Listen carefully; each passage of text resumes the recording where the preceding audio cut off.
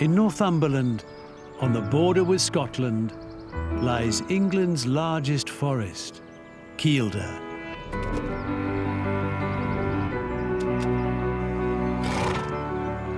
A wild and remote landscape, home to dense woodland, ancient bogs, and breathtaking waterfalls.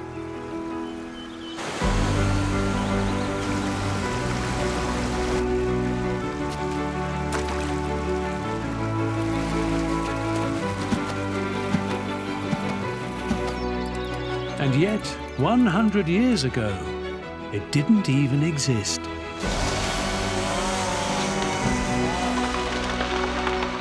Created to provide the country with timber, it has evolved to become a refuge for some of Britain's greatest and most secretive wildlife.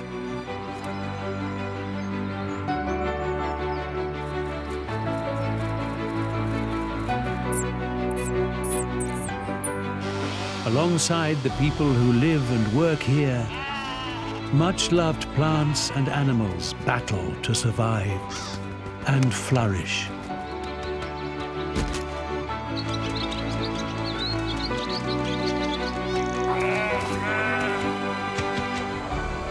Filmed over one dramatic year, capturing the beauty of 4 spectacular seasons.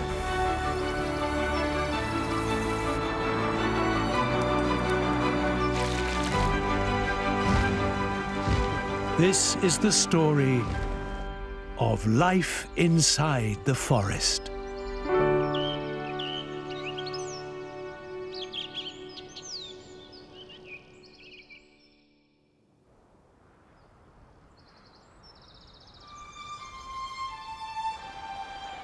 The sun is out. The days are long.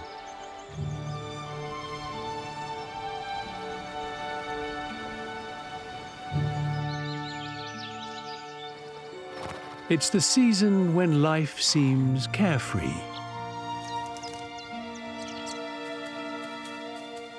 But it's a critical time when all living things must make the most of the sunshine.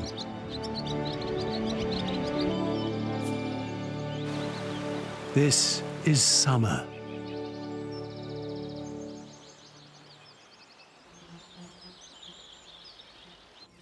It's June in Kielder. Around the forest, there's the gentle murmur of buzzing insects. Flying burns 200 times as much energy as resting, so they need plenty of the pollen and nectar on offer. For some, the flowers are more than tiny fuel stations. In summer, the white floral parasols of the hogweed sway gently in the wind. Also known as cow parsnip, it's part of the umbellifer plant family, the same as the carrot. Look closer though, and at this time of year you'll see them acting as white flowery bridal sweets. These are common red soldier beetles, but they've also become known as the hogweed bonking beetle. It's easy to see why. Just a centimetre long with black antennae, from June to August, this is what they do for most of their short adult lives.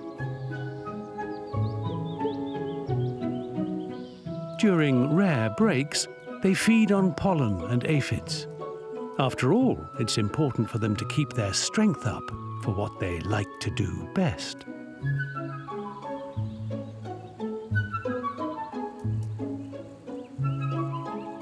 For these great love-makers of the natural world, their lives are truly one big summer of love.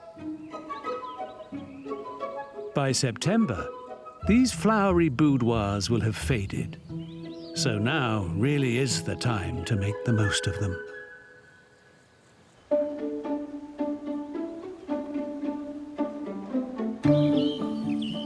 In other parts of the forest, plenty of new life has already emerged. Now, in early June, across Kielder's 7 osprey nests, 13 chicks have hatched. Their progress is being monitored by Joanna daily. But she's still waiting for one nest in particular. It was hoped the male here, known as Blue UV, could become the first osprey born in Kielder to return and have young of his own. We've seen them battle against the weather and defend their eggs from raiders. But in nature, there isn't always a fairy tale ending. I'm looking at the monitor now, and we're into June at a point where I think eggs should be starting to hatch, and there's no actual sign of the eggs hatching. It's hard to see that there's a problem other than they possibly just aren't fertile, and that can happen with any ospreys, but particularly new breeders. It'd have been a lovely story if he'd raised his first chick. But there's always the future. Hopefully he'll get back safely from migration and return to the nest next year. There's always hope for the future. They're both young birds in their prime. Migration is tricky, wintering grounds can be tricky, but if they do get back next year, there's every chance they'll succeed because they've made such a promising start. But for this year, this nest isn't going to be a successful one, unfortunately. At the other nests, the osprey chicks will need a lot of care and attention. For 2 months, they will stay in the nests and be fed by their parents. At times, the sibling rivalry can be intense.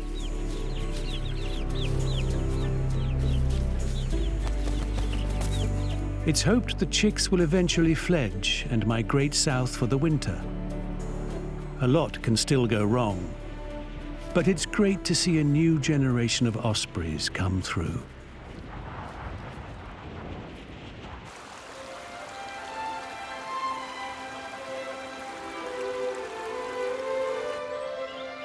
As summer unfolds, one of the forest's most misunderstood plants emerges, the humble thistle. Often dismissed as a nuisance weed, it is in fact one of the most underestimated flowers of the season. Bees and butterflies love them. Thistles produce more nectar per flower head than almost any other wildflower. So while gardeners might not always appreciate them, the insects certainly do.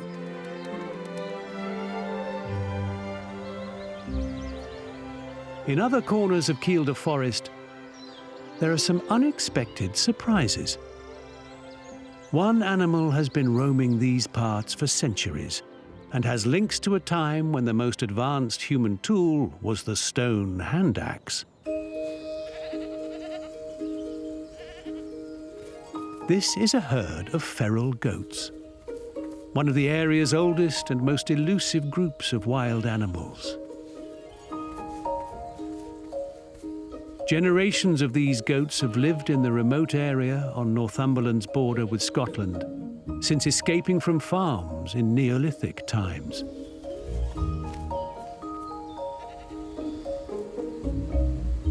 With a group like this, they can often be seen engaged in a form of play fighting. It's a goat's way to maintain or even raise its place in the herd's hierarchy.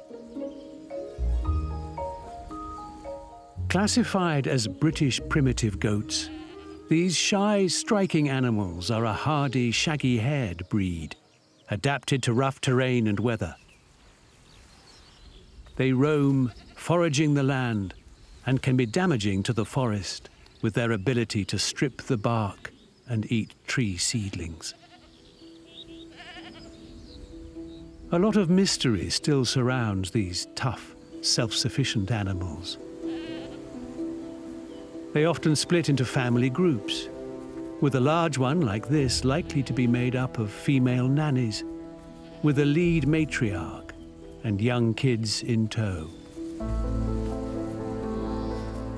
With planning, it's hoped future generations of these rare goats can continue to roam without damaging too much of the forest.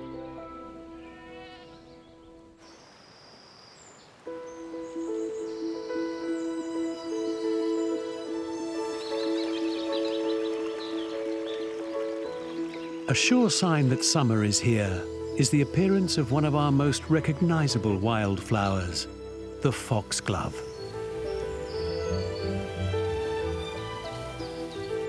A tall, majestic plant with long spikes of pink or purple flowers. They've also been called dead men's bells and witches' thimbles. It's a flower with a strong presence in folklore and mythology. It's said the foxglove can both raise the dead and kill the living, thanks to it being poisonous, and yet its toxin also having some medicinal qualities. For pollinating insects and bees, they've evolved to be particularly attractive. Their long, downward-facing tubular flowers are designed to keep the nectar nice and dry, while large, highly visible landing pads help guide the pollinators in.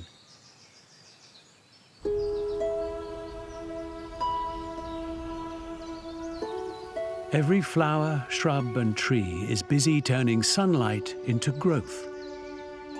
In fact, plants grow 10 times faster at this time than they do in February. But being Britain, it wouldn't be summer without some heavy rain.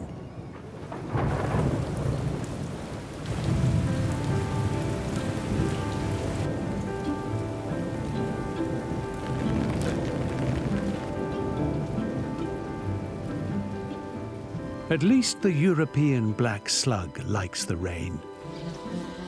And the downpour means there are fallen foxglove petals to eat.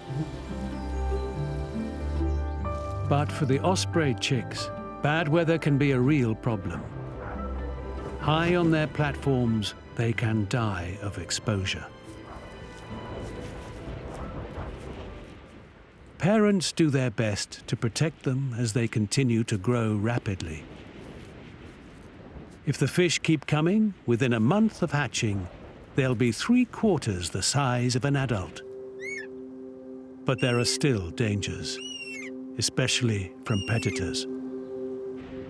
At this nest, the chicks hunker down as a goshawk investigates. It's gone for now, but moments later, it strikes. It's a lucky escape. The goshawk was unable to grab the chick it was aiming for. It shows how vulnerable these young ospreys still are to predators.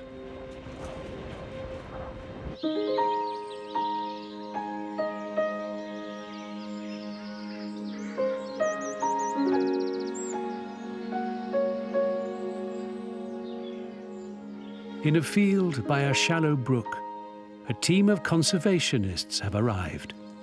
Right.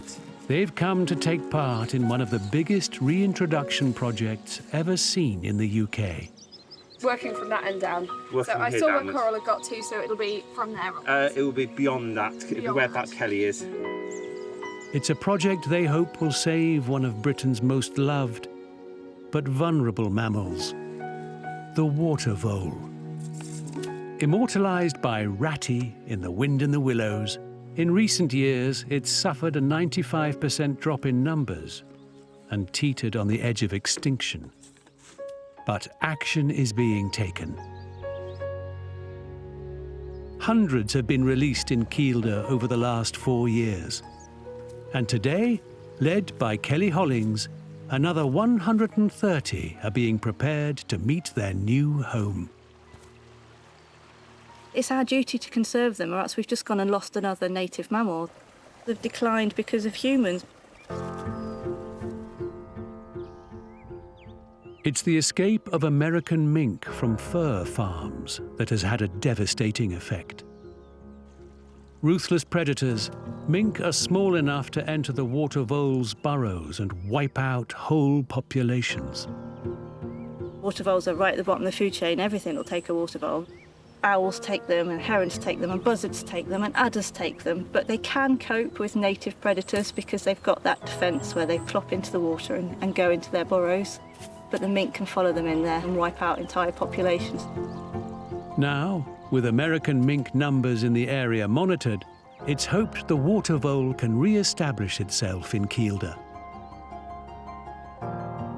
Bred in captivity in Devon, the voles are placed in pens with food and cover and given time to acclimatise. Soon they'll be let go. Then nature will take its course.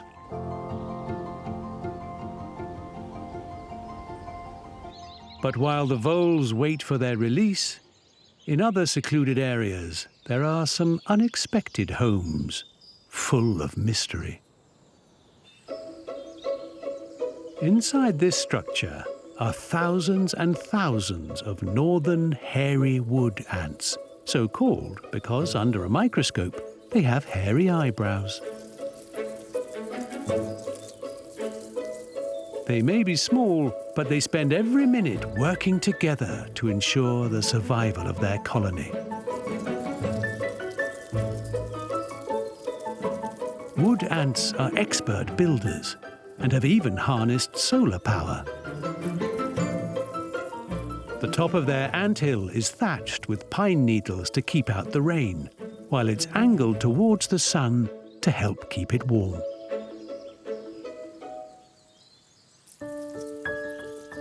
It's possible in a colony there might be up to 500,000 ants, and they all need feeding. If you look closely, you'll see hunting parties sent out along well-established routes to search for prey. Insects can be subdued by spraying them with acid. A single ant can carry loads around 30 times its own body weight. Working together, they'll eventually drag this much larger bee back to the nest. These ants are one of nature's greatest examples of the power of teamwork. On their own, they might struggle to survive, but together, they are one of the forest's most formidable communities.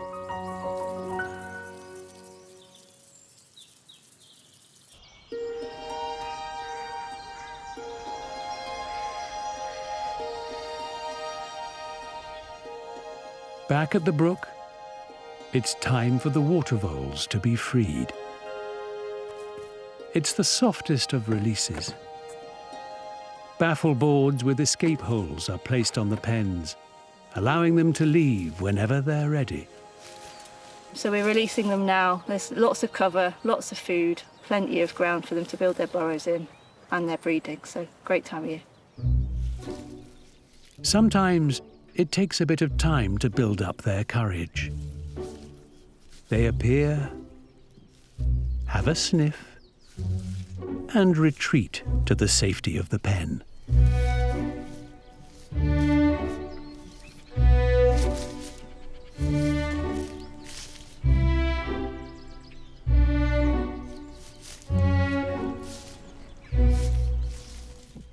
But gradually, the temptation to explore is too strong.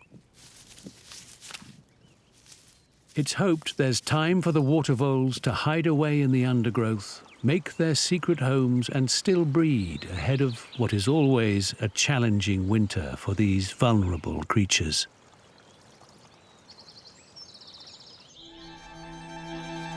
Elsewhere in Kielder, there's another creature with new offspring. On the moors, on the edge of the forest, nests a bird so rare and protected, the location has to be kept secret.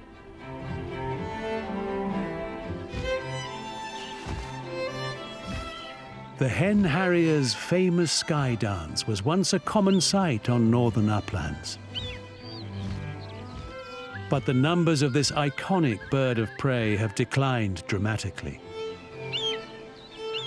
In recent years, breeding pairs across the whole of England could be counted on 1 or 2 hands. So summer is the time for the delicate task of ringing all the new bird of prey chicks in Kielder. There we go. First up are the hen harriers. They nest on the ground in heather, making their eggs and young vulnerable to foxes and badgers. Quite a light female, like 460. Today, Stephen Murphy from Natural England is attaching specially constructed super-light satellite transmitters to these 28-day-old hen harriers. That wouldn't hurt the bird at all. Nah, not at all. This species has been such a privilege to get close to. The hairs on my neck still go up when I visit nests. When I see one, I could have seen 3 or 4 in a day, but the 5th one would still be exciting to me. With this technology, they can track the location of the hen harriers as they move away from their nesting sites. Big feet. Yeah. These powerful feet will eventually hunt voles and smaller birds. There you are, little fella. Great rings. They also feed on grouse chicks. It's this that's brought them into conflict with some gamekeepers who manage upland areas for grouse shooting. Away from Kielder, many experts believe some hen harriers have been killed illegally. But attaching the satellite transmitter is harder than you might expect. Usually when you go into a hen harrier nest, I'd say about 60 or 70% of them attack you with vengeance. It's hoped more can be learned about what's happening to our hen harriers as they battle to survive. We think it's about 72% first-year mortality. Young raptors are really up against it in the first year due to the fact that they've got natural factors to contend with, but also persecution. The odds might be against these youngsters, but the experts will track their progress and hope they can make it.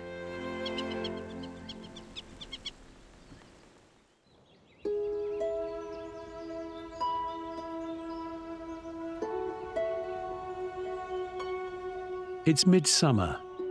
Around the southern edge of Kielder, there's an area that at first glance looks rather empty, almost desolate. But looks can be deceiving. This is part of the Border Mires, a collection of peat bogs formed after the last ice age around 12,000 years ago. Made from layers and layers of partially decomposed plant material, the peat acts like a giant sponge. There's more water held in these bogs than the whole of Kielder Reservoir. They're also critical in the fight against climate change. Across the country, our remaining peatlands hold 20 times as much carbon as all our forests.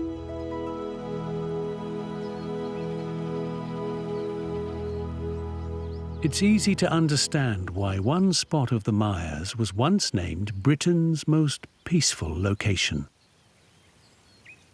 But take a closer look. You'll see there is life here. Frogs understandably enjoy such a damp environment. While at this time of year, dragonflies hover over the surface of the water before diving down to lay their eggs.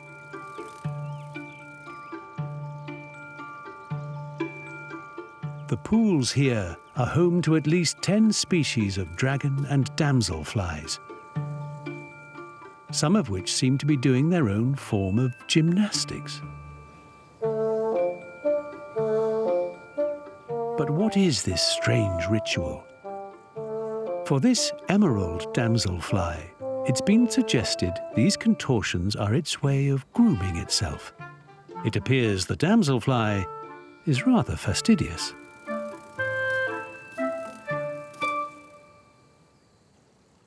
But perhaps the biggest surprise comes from the plants that grow here. There's some unexpected beauty in the nutrient-poor, waterlogged peat. Take a look at this beautiful, delicate-looking plant. This is a sundew. Here there are two species, the round-leaved sundew and the much rarer great sundew.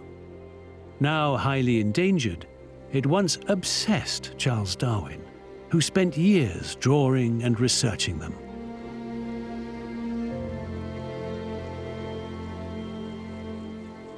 He was captivated by the sundew's deadly secret. They're carnivorous.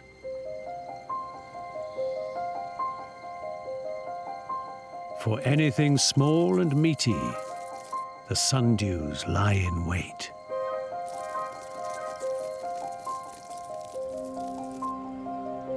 The leaves of the sundew are covered in tentacles. They're tipped with droplets of what look like dewdrops. Sweet-smelling and attractive to insects, they're also extremely sticky. If you're an ant or fly, you don't want to go anywhere near this living fly paper. Once trapped, there's no escape. Digestive enzymes are slowly secreted. Soon this insect will be broken down into a nutrient-rich meal. But not all the flowers in Kielder are as deadly as the sundew.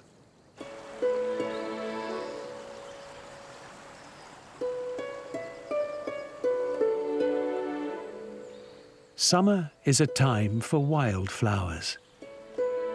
And the undoubted star of that world is the orchid. They so often stand out with their beautiful colours, shapes and patterns. In one part of the forest, these flowers have an unexpected ally. These are Exmoor ponies, one of the world's oldest native horses.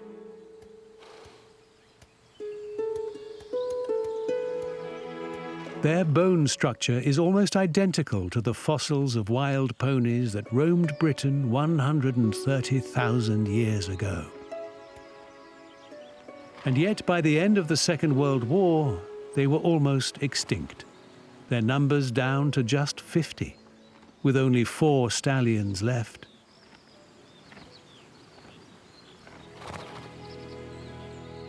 Thanks to breeding programs, that number is up to around 500 in Exmoor, and another 3,500 elsewhere. These wild Exmoor ponies have become useful to places like Kielder by carving a niche for themselves as conservationists. The ponies feed on hardy vegetation such as gorse, shrubs, and coarse grasses that usually outcompete more fragile plants. They have heavy jaws with formidable teeth and guts stronger than most horses. Perfect for clearing away the less desirable plants and hopefully leaving the wildflowers to thrive.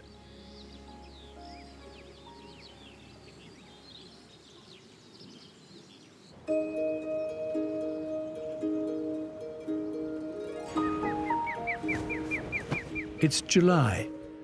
The next stop for the ringing team are the 6-week-old Osprey chicks.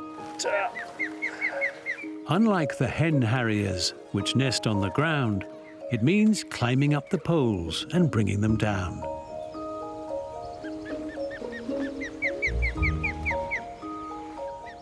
Fortunately, the ospreys aren't as volatile as other young birds of prey.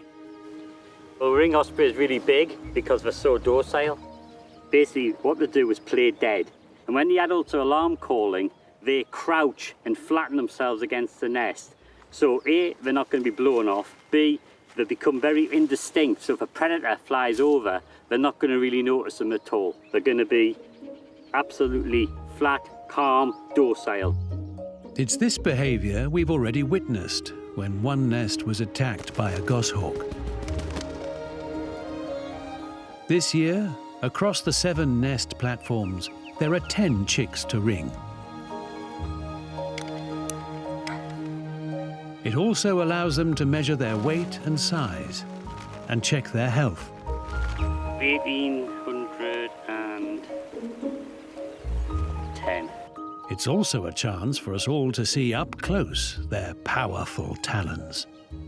But they've got very short, for the size of birds, they've got very short legs. You know, if they had long legs and you were trying to catch a fish and then pull it out, you might break your leg. So they have very short, strong legs for pulling out the heavy fish. And huge talons with big hooks on that get hooked into that prey. They continue to grow for the bird's life. They might have grown a huge amount already, but it will still be another 3 or 4 weeks until they're ready to fledge. So have to build the strength, have to finish growing all the primaries, all the wing feathers. As you can see at the moment, the wing feathers are not fully developed. They're still in the shafts. So they've got quite a lot of growing to do in the next few weeks before they can actually fly. So they look a very big bird, but by the time they fledge, they're going to be a sort of wingspan like this. You know, quite a large wingspan bird. It's a big bird, an osprey. You know, it's got a longer wing than a buzzard. So we're talking about a large bird. But obviously we can't come to the nest at that stage because it would be too much disturbance. So we'll have to ring them when we're about 3/4 grown, as they are now. That's a perfect size to ring them. The conservation work in Kielder continues all season. Elsewhere, Kelly from the Restoring Ratty project has returned to the forest to find signs the released water voles are still here. Ooh. There's one thing in particular she's looking for. Big, juicy, fresh water vole poo. So this is like gold dust, really. This tells us that water voles are here. You can find burrows and you can find field signs, but you don't know how fresh they are, whereas the droppings are only here if they're fresh. To know that they're still here is quite a big relief, to be honest. Sometimes I squeal with delight when I find my first water vole poo of the season. In a very different part of Kielder, deep in the dark recesses of the forest, there's the last stop on the summer ringing tour. High in the trees is a goshawk nest. Notoriously difficult to spot, they provide a different challenge from the hen harriers and ospreys. Tremendous birds, aren't they? Startling grey eyes, you see. Absolutely beautiful. One is proving to be particularly feisty. Oh. Sorry. Yes, you were talking about. So bloody vicious. This work is all helping Kielder become a safe haven for animals struggling in other parts of the country. One in particular is incredibly secretive. As the late evening sun slowly goes down, it's hoped cameras hidden across the forest can see the wildlife that comes alive at night. There's an array of animals moving in the darkness. But it's a creature once extinct in England and still rare and elusive that we're hoping to see. In a stroke of luck, the cameras managed to capture a glimpse of these pine martens. Part of the same family of carnivorous mammals that includes the stoat and otter. The first sighting of a pine marten in the forest's history was only made in 2018. It appears they are here to stay. As a territorial animal, we can see this pine marten scent marking, sending messages to others that this is its patch. Even more excitingly, this is the first time 2 pine martens have been filmed together in Kielder. It raises the possibility they might be breeding. It seems pine martens might well have a future in England after all.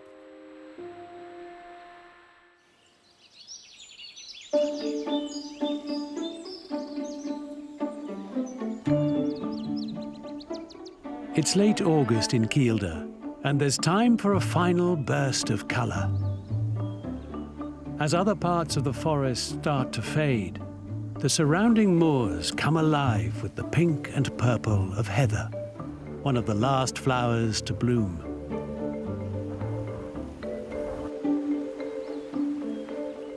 Around the reservoir, people come for a relaxing day fishing. But the greatest angler in these parts is more elusive. Look closely, and you might spot one of the great sights in British wildlife. Here, sitting quietly on a branch by a pond, is a kingfisher. It's a creature that wouldn't look out of place alongside the most beautiful birds of paradise. With its vibrant colours of turquoise and rich orange, and its beak seemingly too big for its head, this small bird is a captivating presence.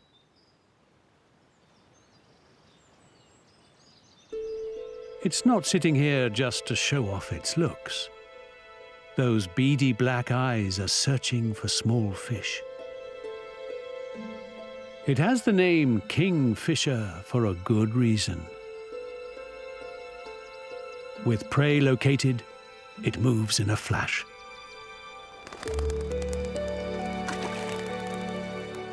In real time, this fearsome predator is nothing but a blur. Fast, streamlined, it hits the water like a guided missile.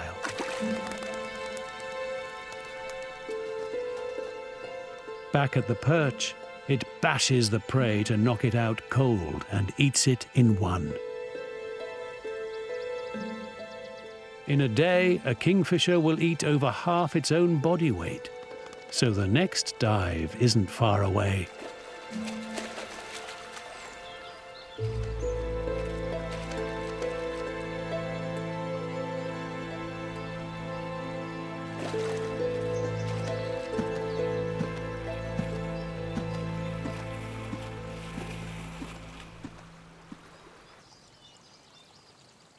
Nearby, there's another diving noise to encourage those who've worked so hard to reintroduce animals to Kielder.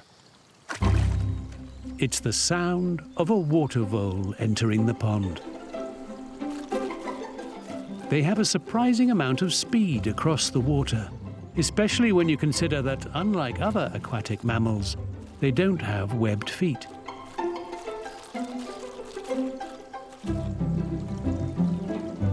With so many predators, they need to be elusive. When they're not swimming, they do their best to stay out of sight. The long vegetation helps give them some cover, although it's also one of their favorite foods. With its chubby, round face, it's easy to see why previous generations fell in love with this creature. After the work that's been done to re-establish water voles here, seeing them apparently thriving is a welcome sight. Right now, they need to put on as much weight as possible. They don't hibernate in the winter, but will stay in their burrows as much as possible, feeding on stores of food they've collected. Like so much of the wildlife here, it's the work done now that will determine their survival as summer ends.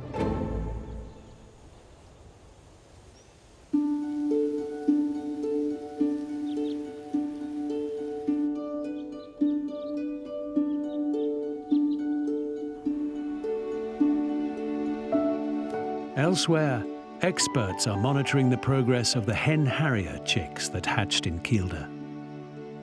Earlier in the season, they attached satellite tags, including one on a bird they named Fortune. Now, thanks to that tag, they can follow its development on a computer. Fortune is doing really well. She's covered a lot of ground. This is now a map showing all of the fixes we've got from Fortune since she fledged. As you can see, she's probably been 70 or 80 kilometres from the nest, east and west of the nest. She headed into southwest Scotland. So we can see from this data here that Fortune, we know exactly where she is, we know where she roosted, we know where her foraging sites are, but we know she's got good body temperature, good activity. So Unky Dory, she's a good bird and she's active and well. Meanwhile, for the osprey chicks, their growth over this season has been astonishing. At times, adjusting to their rapidly growing bodies has seemed like a struggle. Hatching from an egg the size of a hen's and almost becoming a fully grown osprey in 7 weeks is quite a feat. The nest can start to feel a little crowded as they begin to exercise their wings. In recent days, they've been flapping their wings more regularly, building strength as they prepare for a bird's biggest rite of passage.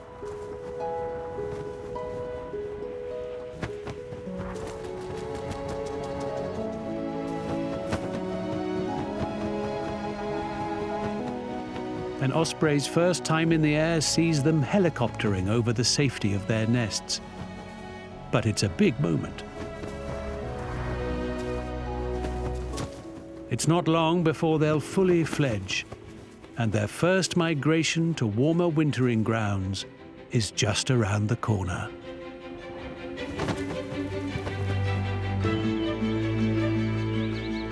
Next time, autumn brings mysterious changes to the forest.